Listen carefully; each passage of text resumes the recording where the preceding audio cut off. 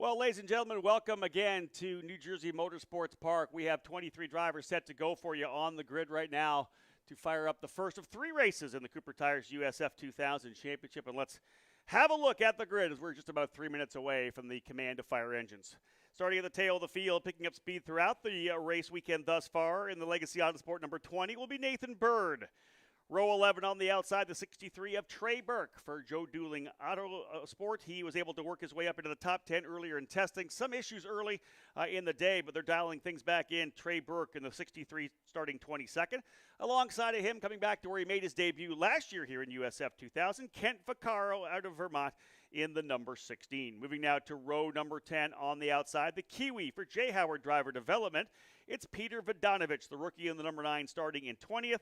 And on the inside, his teammate at J. Howard, Bajoy Garg, in the number 6. We'll go now to row number 9. Starting on the outside is Evan Stammer out of Illinois in the Ignite Autosport with Cape Motorsports machine. Stammer's been good throughout the weekend as well. Look for him to try to work forward. Stammer in the number 3 on the outside of row 9. Inside of that row will be Michael Myers in the 42 out of Indiana in the Michael Myers Racing machine. He'll start 17th. Row number 8 on the outside, Thomas Nepville, winner from Road America, the driver from Quebec, Canada for Cape Motorsports. Nepville in the number 2, starting 16th. Inside of that row, the most recent champion in the Lucas Oil School of Racing Formula Car Series for D-Force Racing. It's Eli Navarro in the Road to Indy Scholarship number 1 machine. Row number 7 on the outside, Dylan Christie from Turn 3 Motorsports, the rookie in the 34, starting 14th. Inside of that row, Spike Kohlbecker, a podium at Road America earlier this year, the driver of the Ignite Autosport number 5, starting 13th. We'll go now to row number 6 on the outside from New Zealand, Billy Fraser in the Cambridge Global Payments machine, the number 91 for Exclusive Autosport. Inside of that row will be Miles Rowe in the Force Indy number 99. Row number 5, we'll have Christian Weir on the outside. The rookie is only his second weekend in the Road to Indy, the number 32 starting 10th. Inside that row, Prescott Campbell in the number 11. Row number 4, we'll have Jace Denmark for Pabst Racing on the outside and Nolan Siegel on the inside in the number 10 for D-Force Racing. It'll be Michael D'Orlando on the outside in the number 4 for Cape Motorsports, off pole or second in the points. He'll try to work his way to the front. Josh Peterson from Pabst Racing in the 24, starting 5th. Row number 2 will be Josh Green on the outside in the 33 for Turn 3. Motorsports podium finisher last year. Inside of that row, winner earlier this year at St. Petersburg, Christian Brooks. Moving to the front row now on the off pole, point leader for D-Force Racing, the Brazilian Kiko Porto starting in 2nd. And the pole sitter right now in the number 22, Yuvan Sundaramurthy, looking to come back for a victory here. He'll start that Pabst Racing machine from the pole position. Well, folks, let's get set to go. Joining me down here now in the tower as we get set to fire things up. We've got 23 racers getting ready to get things rolling. Tracy Haas is joining me here from the Anderson Company. He's one of our guests here this weekend. Tracy, fire him up. How you doing? I'd like to say thank you to Anderson Interiors and Corporate Woodworking for an amazing day at New Jersey Motorsports Park. Good luck to all of our racers. And gentlemen, start your engines.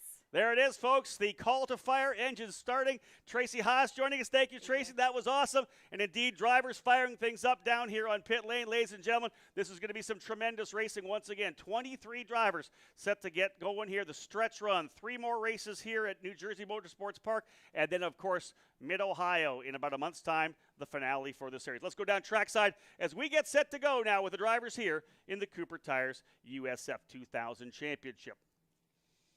So Sundaramurthy ready to pull off here right now as everybody is underway and ready to go. Kiko Porto looking to roll as well. Clouds getting a little darker here trackside. And drivers finally pulling off the racetrack and getting ready to go.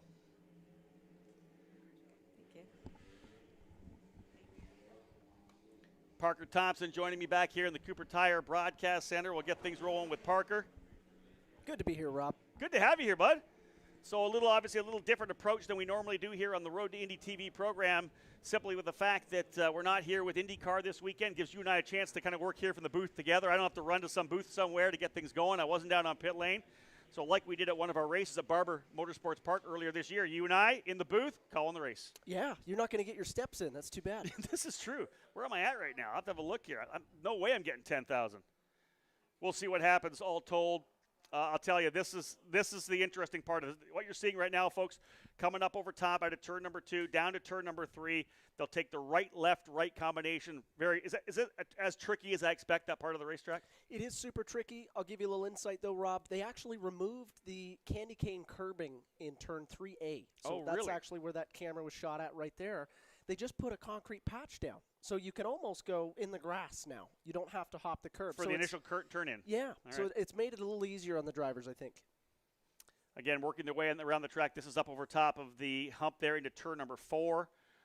The right-hander leads down into the left-hand turn number 5. We'll see that momentarily. Drivers, of course, trying to get some heat built into these Cooper tires. Out of turn number 5, left-hander at the bottom of the hill, coming back over to the 6-7 combination. It seems to me, Parker, like turn 6, a little more open than turn number 7. Definitely more open. Turn 6, man, it's close to flat in an Indy Pro 2000 really? car. With the reduced revs this year, it is close. And in a USF 2000 car, I'm sure it's just as close. I mean, obviously a little less downforce, a little less horsepower. But these guys getting their tires warmed up, getting ready here for race 1. It's going to be interesting with this weather. You know, you look at outside our booth here, I don't know. I think we're going to see a little rain pop in. I wonder, and you brought that up before, it's getting darker. Like I said, I looked at the radar, and it didn't seem like it was going to hit us, maybe go around us here in Millville, but, man, you just never know. Drivers coming into position right now. We'll form them up. We're going to go racing here for the first of 3 events. The Cooper Tires USF 2000 Grand Prix at New Jersey Motorsports Park. Yuvan Sooner-Murthy on the pole. Kiko Porto, your point leader on the outside. Turn 1 and 2 are going to be crucial here right now. Drivers thinking about championship. Other drivers thinking about putting one up in the win column. Out at turn number 11 and 12, they'll look to Aaron Likens, the official starter and flagman of the road to Indy, to find out who's going to punch off. They'll work their way out onto the front straightaway now. Good shot of them coming across, start-finish here momentarily. Who's it going to be as they get ready to go racing? Good start for Sooner-Murthy, and he's running green, green, green. And Sooner-Murthy with a great start, as does Christian Brooks to the inside. Porto, Kiko Porto going to fall back a little bit. Brooks is going to go to second, but Porto's around the outside. Whoa. Look at that, Parker. Porto around the outside to lead. Kiko Porto leads on the outside of turn 1 through turn number 2. Talk about running the outside. Parker, let's finish this lap, and then we'll come to you and talk about just what it took to go around the outside there, as I think Yuvan Sooner-Murthy might have checked up a little bit trying to get set. There's Porto into turn number 4 as your leader. Second place is Sooner-Murthy. Third is Christian Brooks. Opening lap still kind of settling in. Looks like D'Orlando slotting into potentially P number 5. But what happened in turn number 1 there, it just seemed to me, it was like correct that Sooner-Murthy just didn't roll the corner speed. Well, Yuvan got such a good start, and I'm surprised actually he didn't move over to the racing line. He crossed the start-finish with more than a car ahead, but he stayed down low. Kiko, side drafted up to him and then rolled more speed. Can you get side drafted in these cars? You definitely can. Okay. That's a huge deal. And was Sooner-Murthy just thinking, if I go to the outside of the racetrack, am I opening the door for Christian Brooks? Well, he must have been protecting a little bit, but I think he was just, for the most part, saying, I've got the corner locked. I don't think anyone's going to get there. And he obviously didn't put it in deep enough, and ka-chow. Yeah, that's it, right? And here they are again, coming out of turn number 10, 11, and 12. So again, USF 2000 underway, and a tremendous run, as we said there, for Kiko Porto to get the lead. Looked to me like he was going to fall back to third, maybe even fourth. I almost would have said potentially further back. Can't believe that he was actually able to go all the way around the outside and make that stick. An impressive run for Kiko Porto, especially when you think, if you're a D-Force fan and you're sitting at the sidelines watching him go back like that, and we're in damage control. And then he comes out of turn number 2 with the lead. Well, and then not only that, he's in the lead of the race. He can probably see in his mirrors D'Orlando's back in 5th, and he's going, well, this is perfect. I've got plenty of points on the table now. Let's just drive off into the sunset here. Really, as we talked about pre-race, Rob, this place really tough to pass. You've been doing a good job staying with them, but these tires are going to get past that 2 or 3 laps. They're going to dig really hard, and all he's got to do is keep it on the black stuff. So obviously, and in terms of what Parker's giving you some insight, this looks really, really good here right now for Kiko Porto. We haven't really seen many passes for the lead even through last year's event. We'll get a better feel for what we're going to get on the track here this weekend with this particular weather conditions. But I'll say this, Yuvan Sooner-Murthy not that far back, really just about a car length. But that's the one thing. Let's talk about this, Parker, and we can chat about this all day long, to be honest, both series. You get that big run, and you got to worry about the aero wash. We'll watch him come down into turn number 1 here right now. And again, a little bit of a wiggle on the brake there for Kiko Porto. But I'll tell you, Sooner pushing hard, but what happens every time you get into these sweepers, these fast sweepers, and you lose that air off the front wing? Well, and you'll see the first few laps here, it won't be that much of a problem. But as the front tires of Juven start to wear down, right? He's losing that front aero, so he's really abusing the front tires. And NGMP is already tough on the front tires regardless. It's tough on any rubber here. It's going to be a tough one for him. But he's right there on the gearbox. And I tell you what, it's better now than ever. I would say he's got another probably 2-lap window to get this job done, force Kiko into a mistake. And that's what you said, right? The minute you keep pushing, you lose that aero, you're really having to get more wheel and more turning input. As you do that, the tires are pushing. You got the understeer. It's really punishing those tires. And this track, as we had said, the asphalt surface here, really rough on these Cooper tires. You got to get the job done early. Settling in right now, I'd love to bring you live timing, but it's just simply not coming up on the laptop right now, so I can't give you the full field rundown. But we do have a good battle up front between these two leaders, as again, Kiko Porto out front, Sooner Amurthy in second.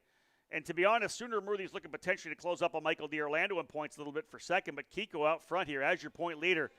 5 races to go. He's leading the first of that stretch run. Man, if he gets a win here, like we said, enough points to make it a full race distance or full race points ahead, as we both said in the pre-race, a full race points, right? Yeah. There's an opportunity here for Kiko Porto in a big way. Well, and Rob, I'm sure we've talked about this in the past, but if you take a month off of racing, the thing I'm always scared about as a race car driver is you lose that momentum, you lose that groove.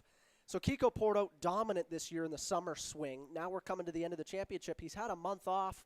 He went back home. I always get scared that a driver comes back and doesn't have that same hungry mentality. We've seen that happen in the past. But leading a race here, I would say he's the same Kiko that was in the summer.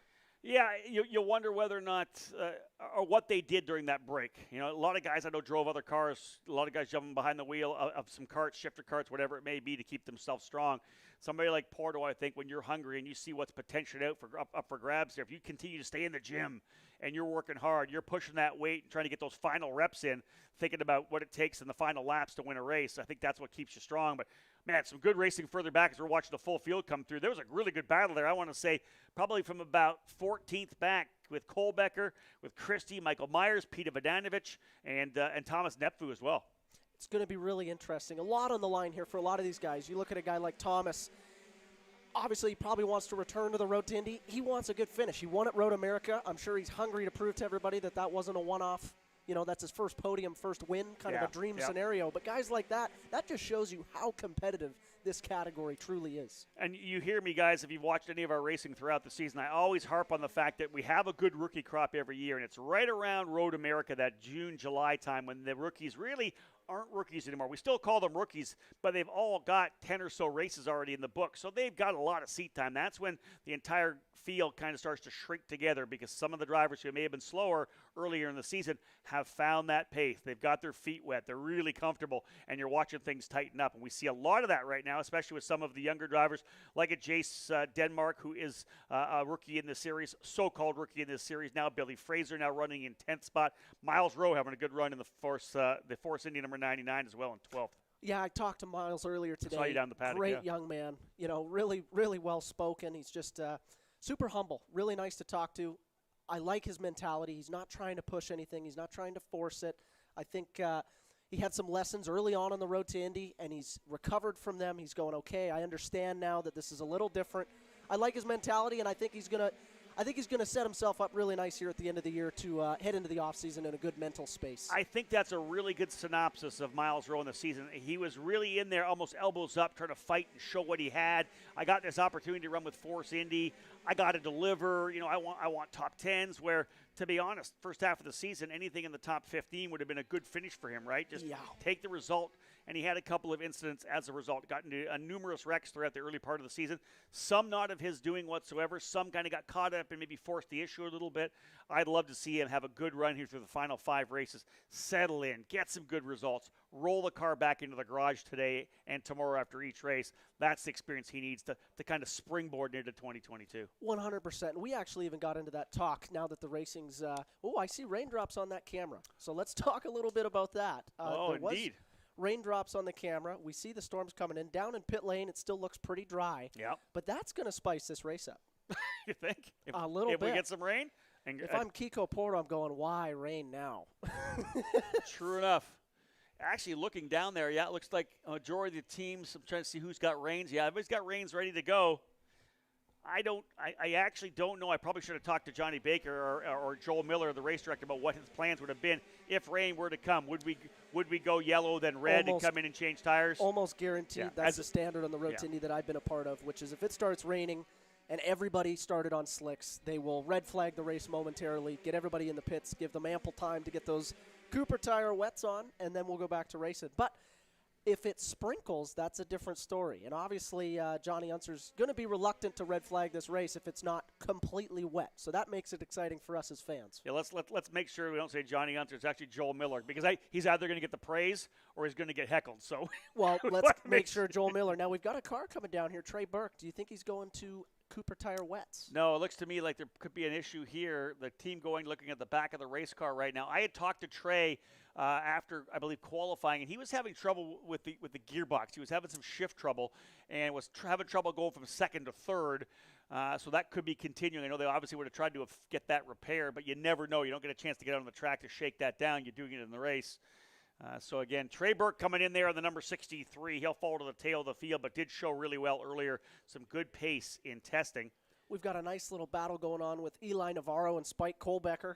I saw they were side by side, what looked like into turn 7 and 8 there. That's interesting. You know, both those guys rookies, but one is not like the other. You've got one guy that's done probably 4 or 5 years. He's done some racing in Europe. He's done some racing over here. Indeed.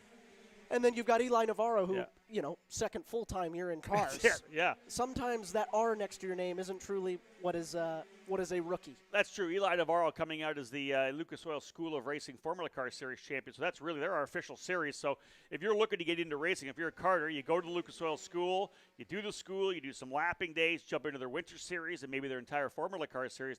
There's actually running this weekend at Audubon Country Club, one of the Formula Car Series this weekend. But Eli was able to win that championship, the scholarship to move up here into USF 2000. But then you look at Spike Kohlbecker, who really has run a bunch of different series. He's run the Canadian Formula Ford, British Formula Ford, spent some time down in New Zealand at the Toyota Racing Series as well, was a race winner in the F4 Series. So he does have a lot of seat time, and hence it paid off early. We saw him at Road America on the podium. Not the best weekend for Spike right now, but again, currently in the 13th spot in points. He comes in right now with a couple of good finishes, as I said before. Kohlbecker currently 6th in the points. It's been pretty consistent for Spike. That's one of the things we've seen. One podium, but really consistently within that top 10. And mature drives, too. You know, I felt like he's always put a foot right for most of the season, so that's good to see. An interesting note, Rob, as things kind of pan out here, I find it interesting when the teams that tested here are not necessarily the teams at the front in both Indy Pro 2000 and USF 2000. It just shows how tricky this little track is.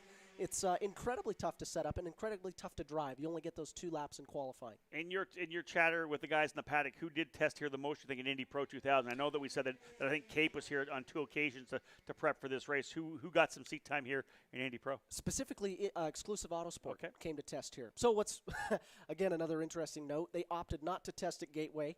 Obviously, they roll off the truck at Gateway. Right. Braden Eves, I think, was P1 and practice 1 for most of the session. And I was like, wow, okay, that's pretty interesting. And then reverse day, you come here, they've tested here. Obviously not the best qualifying for Indy Pro 2000 for Exclusive Autosport. So it's interesting how that kind of plays out, right? Some teams think in testing, I don't know what it is, but maybe they overthought it. I mean, this is one of those places where if you're not on new tires all the time, you can't get that qualifying balance perfect. Isn't that really interesting? You literally could have 12 sets of tires, and literally for qualifying, the outright blinding speed, just hammer out quali sim after quali sim, because otherwise after that you're not learning anything about a new tire run, correct? No. Yeah, that's key. It is key. So we'll see what happens in the race. So far, so good for Christian Brooks, though. He's running pretty strongly here in 3rd for Exclusive Autosport. Josh Green pressuring him from behind in the number 33 for turn 3. And Michael D'Orlando in the championship fight will most certainly be a little nervous right now, considering where he's running here. P5 losing some valuable points to Kiko Porto, who is your leader out front. You had mentioned Exclusive Autosport in the Indy Pro 2000 category. Braden Eves qualifying in 5th, and an issue for Artem Petrov with, I want to say, damage to to his rear diffuser. Not able to get a good lap in there at the end, so he'll be coming from the tail of the field. Rob, you should have seen as you were talking there. I believe it was Miles Rowe had a huge tank slapper through turn 1. I could read the Force Indy on the side of his car as he ate up the exit curb. So I'm sure he's counting his blessings leaving turn 2. Well, you talk a little bit about the rookies as well. We know Miles Rowe, a raw rookie, hardly any car time at all for Miles. I want to say I think he did some Lucas Oil school races, I believe, and then coming in here with Force Indy. Then you talk a little bit about, we talked about Spike Kohlbecker, and Spike has been so consistent. Even though they're both rookies in the program, Spike has not made those mistakes. He's been consistent. He's run strong. Hasn't, like I said, had not set the world on fire as of yet, but not surprising as a rookie in the program. But he's the guy that is not making the mistakes, which I think has been great for him. Yeah, you look at other rookies like Josh Pearson. Interesting. I don't know if you saw that announcement. What a huge announcement that is. Obviously headed off as a 16-year-old to go run Le Mans next year in 2022. And the World Endurance Championship with United. And I everything that I read and all the insight, I made a few phone calls to kind of check around on that. And an old engineer of mine actually did a test with him. I knew about the test, yeah. And said, for 16 years old, that was pretty impressive. Wow. So it was merited. It's not like he just went over there and got a ride. He deserved that. So pretty interesting. You look here, he's running in his first year, 7th place right now. He's been in the mix. I mean, fourth he's been in points. the mix. Yeah. He was 4th in points. And podiums. Yep. He's had. Indeed. Several podiums this year. A rookie, and for 16 years old, I think that deserves a well, little second limelight. year in the series. Is it second year? Okay. Remember, he did run last year. But last year, he's such a raw rookie last year coming out of karting. He was just 14 years of age, right? 15 years, now 16 years of age. Here's a kid that's just, I think he's only 15 right. He's not 16 yet, well, then he? maybe a 16-year-old heads to Le Mans. Heads to Le Mans. I don't know if he's even 16 year. I think he might only be 15 right now. We'll get a confirmation about that. But to be honest, last year, a real raw rookie. This year, moving over with Pabst Racing, has put his head down and has the maturity, the increase for him from last year to this year, his understanding of the sport. That's what you do. That's why you run hard that first year. The amount he learned the first year and it has matured over the offseason. It's going to be really interesting to see what he does with a combination program, because running with the World Endurance Championship and a Le Mans, also being told he's going to run a full Indy Pro 2000 Championship program as long as the schedule doesn't conflict. So. Couple different cars for Josh Pearson. I don't even know how you'd step back in a USF 2000 car. No, Indy Pro. Or Indy Pro. Indy Pro. Even Indy Pro, Indy I Pro. don't know how you'd make that step back. Yeah, that is impressive. It's going to do it. So here's your rundown here, folks. Kiko Porto is your leader right now. Even Sooner Murthy runs second. Christian Brooks in third. Fourth, Josh Green. Fifth, Michael D'Orlando. Sixth, Jace Denmark. Seventh, Josh Pearson. Eighth, Nolan Siegel. Ninth, Christian Weir. And 10th is Prescott Campbell. Drivers working their way through now turn number 10, 11, and 12. Well, I gave everybody a good stare with that rain on the camera there. I don't know if that camera's just blurry. Every time we go to it, it looks like it's raining over there. I thought there might have been a little bit of precipitation as well, but no doubt nothing yet on pit lane at all. Drivers coming across, start, finish line. Big lead right now for Kiko Porto. Yeah, Kiko's comfortable. We'll forget about him for a little bit. But we got a nice little battle brewing there for second, third, fourth, fifth. Yeah, let's give it up for Christian Brooks. He's been able to get back up there again, and you can see some of the – no, okay, I was like, what just happened right there? But no, that was actually a little further back in the action. That was, I believe, the Jace Denmark, Josh Pearson. I'm like, where did the other Pabst car come from? A little further back in the field there. There's Porto. There's the lead over Sooner Murthy. Then we've got Christian Brooks, Josh Green, and Michael D'Orlando. Then the big gap there to the battle I was talking about, Jace Denmark and Josh Green. If I'm Josh Green, I'm in an interesting little spot here. All right. Because I want to get third. I want to be on the box. I want to taste champagne. But I've got a guy behind me that's probably about ready to risk it all. D'Orlando needs to beat Kiko, needs to make something happen. I don't think he's thinking points right now. I'm thinking he's going, I need to be Do you think second. about that when you're on the racetrack? 100%. What's the mindset of the guy behind you? Guaranteed. Guaranteed. You're like, this guy's going to send it on me. I'll say that probably not a lot of guys go to that depth. Yeah, but I like to know who I'm competing against. I'll even go as far as going, okay, I know this guy has probably got more crash damage than me. Yeah. Okay. Yeah. Well, that's for budget, right? Yeah, you got to know who you're racing. You know, does this guy care? He's not going to worry about it. Exactly. Right. What's on the line? Yeah, and again, that's like any duel in the sky, right? When you're dogfighting, you got to know what the other person's mindset is, or their psychology, and I get that completely. Now, I'll say the psychology behind it, and generally I always like to have it where if you show up, whatever color car you're in that season, you want somebody to see that color of that car and go, oh, it's Parker. Yeah. This ain't good.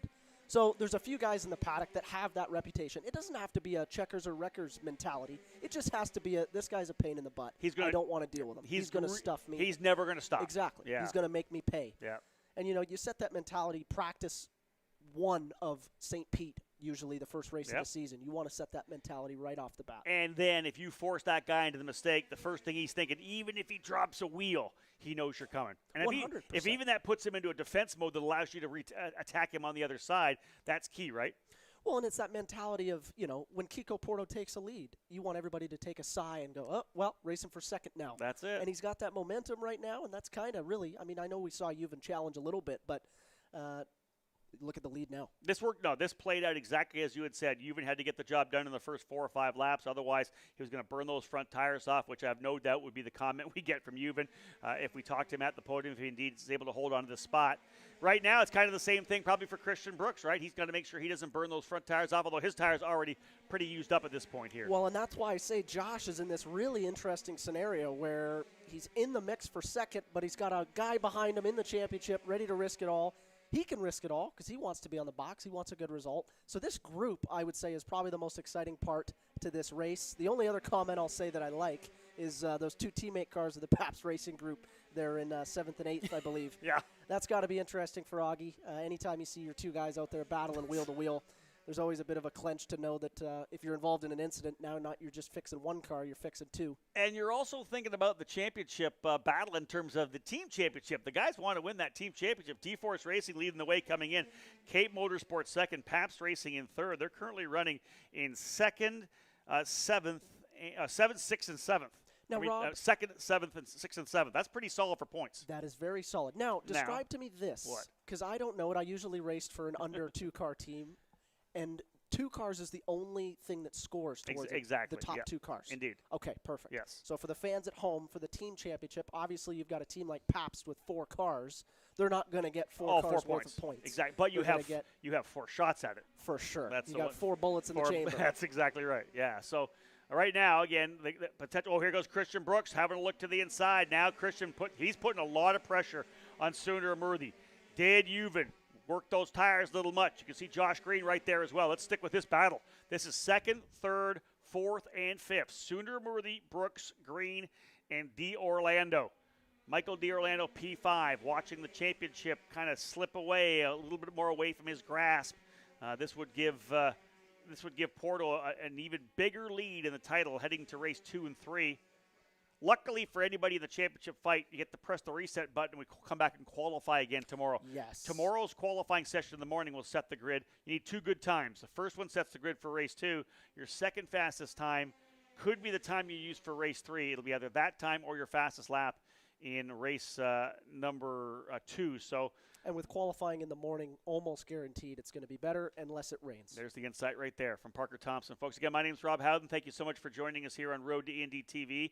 Our opening race of a triple header for USF 2000 here at New Jersey Motorsports Park. The drivers taking to this 2.25-mile, 12-turn racetrack. And again, just working our way later into the run here right now. 15 laps in, 5 laps remaining in this 20-lapper. And Kiko Porto, who started on the outside of the front row, everything going the way of the Brazilian right now.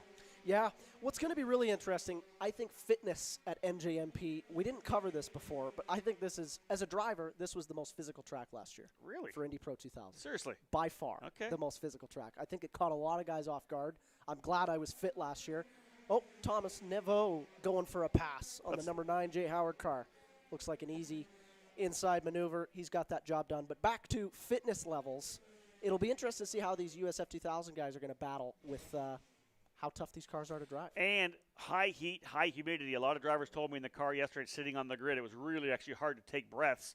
Here comes that next group. Now here's back to this 2nd, 3rd, 4th, 5th battle. And to update the pass that Parker picked up as they came by us in the front straightaway, that was Thomas Nepvu going to the inside of Peter Bogdanovich into turn number 1 for 16th position on the grid. But watching these battles coming back through the field here, going a little deeper into the group. There's the battle around Eli Navarro with Spike Kolbecker, Miles Rowe, Navarro, and Dylan Christie. A couple laps ago, we saw Christian Brooks show the wing to the inside. I'm waiting to see an exclusive Autosport guy down there touch the radio button and tell Christian that there's 5 laps to go and he better get the job done. It's go time? It's go time. Come on, Christian. You got 5 laps left. Let's get, get one step higher on the box. That's it. Christian Brooks actually, I think, would like to come back. He had a rougher run through, 17 points and then a DNF at Road America, 10, 13, and 15 the point totals at Mid-Ohio. Just not the results, not able to get onto the podium in any of those races. Christian Brooks would like to get back there. He was one of the top returning drivers, he, D. Orlando, and Josh Green from last year. We expected him to run for a championship, and he came out of the gate really strong. 2 good finishes, top 5s at Barber Motorsports Park, won both races at St. Petersburg, but then had some issues at Indy, didn't go so well at Road America either, and then Mid-Ohio, kind of a mid-round, 5th back to 10th, essentially, being told that the number 34 of Dylan Christie is spun on the racetrack in turn 8, but he's back going again. But again, laps winding down. Once Kiko Porto gets back around, Parker, just 2 laps will remain for the Brazilian, for D-Force Racing, who is leading the way. Kiko Porto, I'll tell you, when you can finish, not only win the championship, but finish on a high note, that's when you start raising the price of the resume, right? Because same like we saw with Christian Rasmussen last year.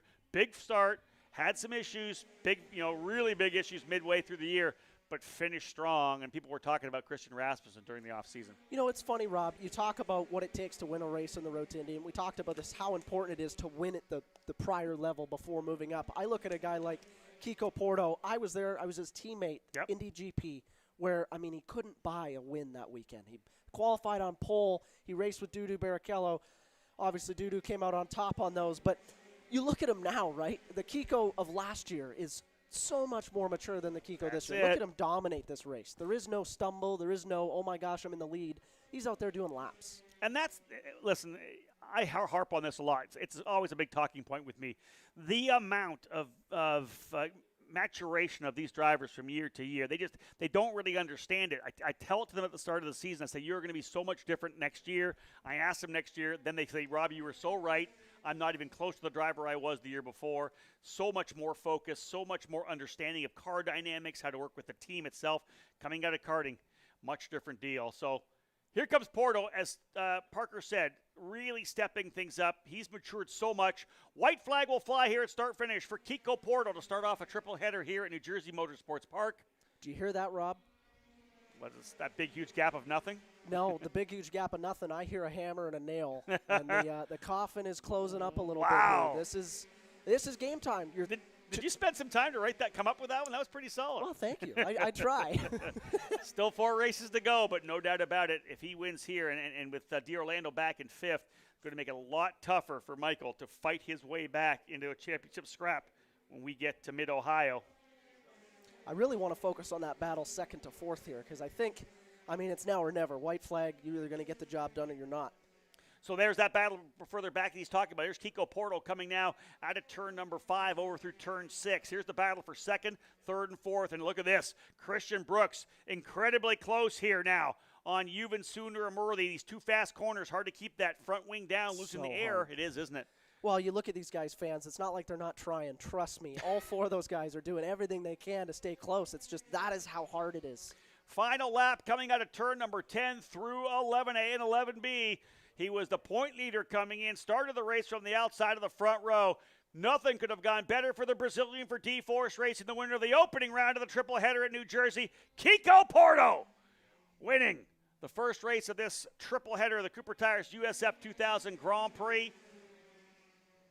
Juven Sunder Murthy holding off the race-long challenges of Christian Brooks. Josh Green, the same with Michael D. Orlando, 2nd, 3rd, 4th, and 5th, finishing across the line within about 3 or 4 tenths of a second. Josh Pearson just able to get by his teammate Jace Denmark on the final circuit, moved Josh Pearson to 3rd, Pearson to 6th, Denmark to 7th, Nolan Siegel 8th, Billy Fraser scrapping his way up into 9th position. He had fallen down to 12th. Fraser 9th, Spike Kohlbecker capping off the top 10. Man, D. Orlando, one more lap. He was literally side by side coming on the front straightaway. what could have been, right, Rob? It's this tale of Road to Indy Championships. It is, and it's happened for the last 11 years. We've seen it before, starting all the way back with 2010 USF 2000 champion Sage Karam, who is in the paddock actually this weekend, working with Trey Burke. We've seen many great drivers come through USF 2000, and many of them have not been champions, folks. Only one person can be the champion every year. This is looking a lot better for Kiko Porto, although still not done with 4 races to go. Long time, although over a full races points up on Michael D'Orlando. Even sooner, Murthy's going to close up on D'Orlando as well, as will Christian Brooks. So I'll tell you, it could be. We should probably see Christian Brooks hop potentially over Josh Pearson, I think, into the 4th spot in points.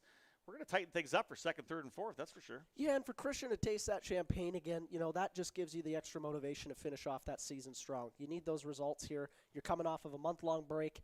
He's ready to get back at it, and he's going to have 2 more races this weekend to go see what he can muster up. So, folks, that wraps things up again here. We will be streaming live video of the trophy presentation. We'll get into that momentarily, but I'll give you another top 10 rundown before I head down to Tatis Victory Lane. Kiko Porto with the race win. Yuven Sooner Murthy 2nd. Christian Brooks 3rd. That is your podium. Josh Green ends up in 4th. Michael D'Orlando 5th. 6th and 7th, a battle all race long. That group right there. Josh Pearson finishing in 6th spot. 7th, Jace Denmark. 8th is Nolan Siegel. 9th, Billy Fraser. And rounding out the top 10, Spike Kohlbecker. Prescott Campbell ends up 11th. Christian Weir in 12th. Miles Rowe in 13th. Eli Navarro 14th. And Dylan Christie, after a spin, able to continue to 15th. Thomas Naveau in 16th. Peter Vodanovich in 17th. Evan Stammer, Kent Vaccaro, and Bajoy Garg round up the top 20. Michael Myers finishes 21st. Nathan Bird 22nd. And Trey Burke in 23rd. Time to head down to Tatis Victory Lane. Stay with us, folks. More to come.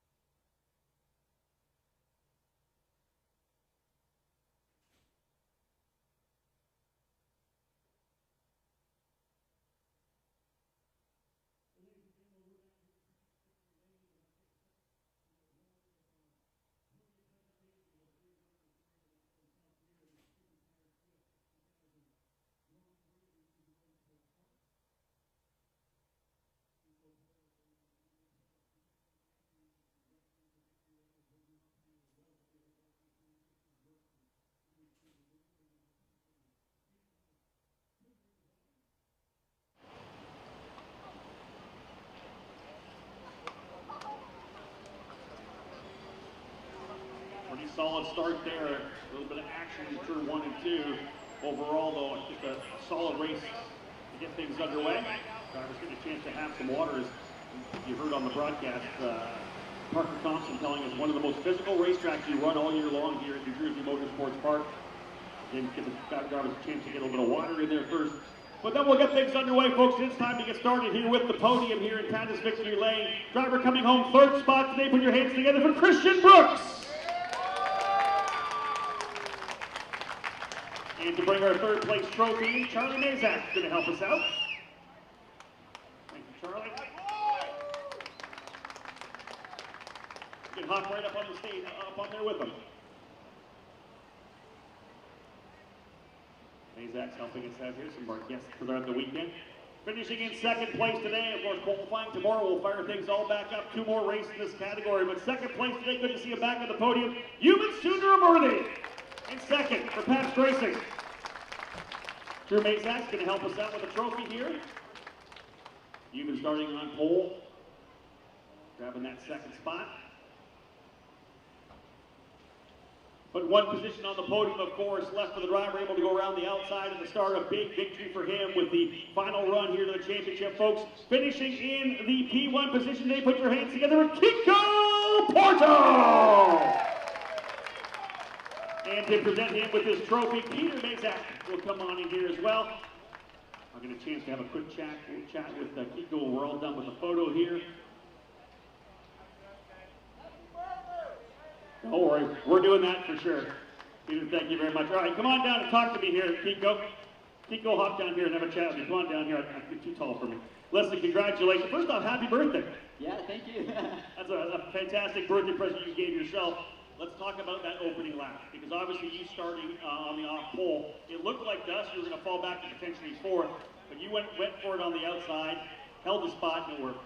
Yeah, when I saw Christian side by side with me, I said, oh, I need to do something special right now, and I tried to brake super late. You even did like a good job, you braked safely, but I did a really good job right now.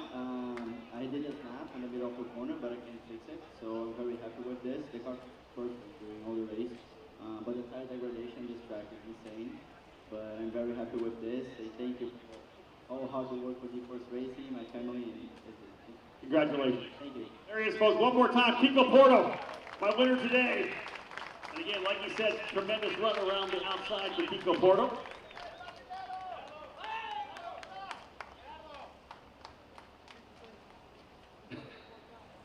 There we go. We got our photographer bowing things in. We need a shot with the trophies up in the air as well. Again, 2 more races tomorrow for the drivers here at USF 2000. We have an Indy Pro race still to come. Got some of our guests here from the industry companies coming in to get a photo up here as well.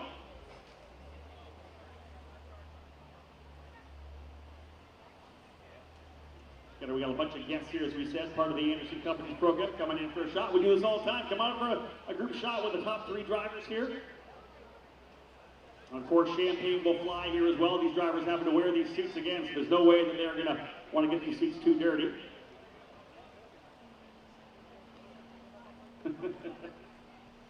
Balance this thing out.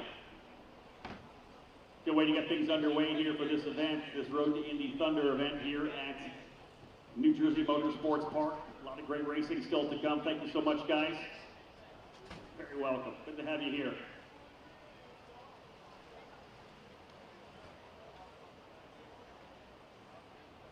So, folks, if we can stay a little bit outside here, we still got some photos to get taken. Let's leave the car there right now. Are we going to pull the car out? What do you want to do?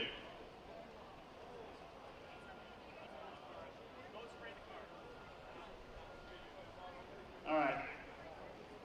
Car's going to go out. Drop those trophies and go out and folks. Champagne's there. They're not going to want to dirty these suits up, like I said, so they can do it like the pros do.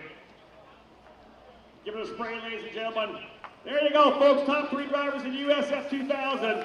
Spray in the champagne. We're going to do it 5 more times here in the Road to Indy here this weekend. These drivers will be back tomorrow again. As I said, 2 more races in the USF 2000 program. Just 4 more left in the series. Kiko Porto extending his point lead with a big victory here today. Absolutely magnificent move around the outside of turn number 1, having fallen back to 3rd.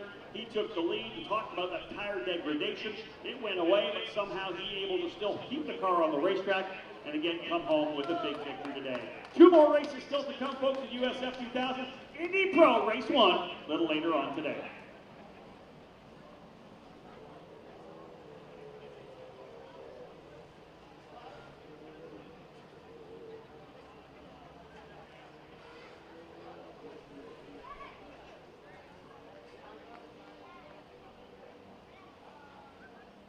Race fans, to the post show here. I'm your host, Parker Thompson, and I am here. If you're on the post show, you want to race. Kiko Porto, making it look easy, man. You've won at a bunch of tracks this year. What was that? Just a Sunday drive for you? No, this track is special for me, like Road America. I can't drive here last year because I got the COVID. Yeah. So I lost this track last year. I totally forgot that. I would have Yeah. mentioned it on the broadcast. Yeah. It's special like Road America, but I'm still loving this track. We tested a lot last year here. Yeah. So Definitely, I arrive here with a good car. Perfect. We have some problems during the practice sessions, but we can solve it, and the car's flying this race. So take me through the start. Obviously, you're in the lead of the championship. You've got 31 points entering the race. That was before you went out and won. What was your mindset? Are you going, hey, I got a race in the bag, I don't want to be aggressive? No, like I don't want to use the championship points to eat this part of the championship. I think we have 4 races to go. So I don't did the best start possible, and then I saw Brooks side by side with me, and then I said, oh, I need to did something special to Brooks don't pass me. So this is why I'm braking super late. Brooks, I think he did a good job because he braked safely, but like I'm brake super deeper. The car did a snap. I catch him again, and I can pass in turn 1. After that, the first 6 laps, the car's not there because the tire pressure, the temp's not there again. But after that, the car's super flying. But the tire degradation here in New Jersey is so big. So How about the always hard. physicality of the track? It's hard because we have long corners for the right and Yep. always for the right. So your left part of the body die. But I can manage this best I can.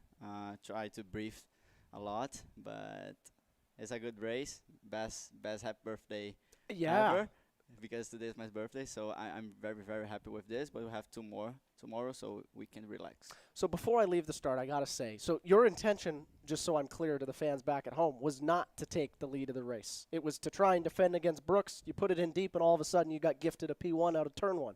Yeah, that's right. But when I saw Juven break before the normal braking zone, I'm trying to attack and finish good. Were you surprised that he didn't move over onto the racing line and he kept the inside?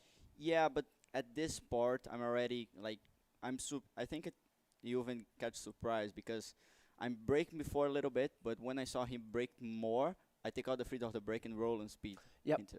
And for this part of the corner, it's too fast. 1 second, I drop off for the front. So I think Juven tried squeeze me a little bit, but I'm already there. So Well, it's too late. When you got down to the apex of the corner, you were side by side. You had the momentum to let the car use up the exit curb, and then you had the primary line for turn 2. You got the job done. Now let's talk championship. I don't know points calculation, but D'Orlando finished 5th, I believe. You finished 1st. You're now well over just a race in hand. You've got 30-plus points now. What are you doing the rest of this weekend? Oh, yeah. Tomorrow have a chance of raining, so we need to have a look on this. I'm really think we have the best car ever during racing because I know in 5 seconds and the car degradation feel less than the other guys. So I'm really want to go in the dry race tomorrow, but I'm like a lot the wet. We practiced here last year on the wet, so I think we are prepared to if the wet's coming. And we have more 4 races to finish the season, 2 more here. I love this track. I think in the first time when I come here, I feel like in house with this track. You know what I'm saying? Well, and we talk about it too. A lot of the teams that actually came to test here this year and the drivers that came to test here didn't do as well as I thought, right? And it's a weird track. I don't know if you agree with this, but in qualifying, you only get 2 laps. You have to get the job done right away. And it's kind of this field track, much like Road America. Same type of deal where at Road America, you only get that 1 lap through the carousel where the car is perfect. You seem to be pretty good at that. Yeah, and this track is a little bit similar of a go-karting track. A lot of curbs, the chicanes, you need to attack a lot, so I like this. Perfect. Well, Kiko, thank you so much for coming on the post show here on Road to Indy. Don't go away anywhere. At 4:30 Eastern, we've got Indy Pro 2000 coming on up.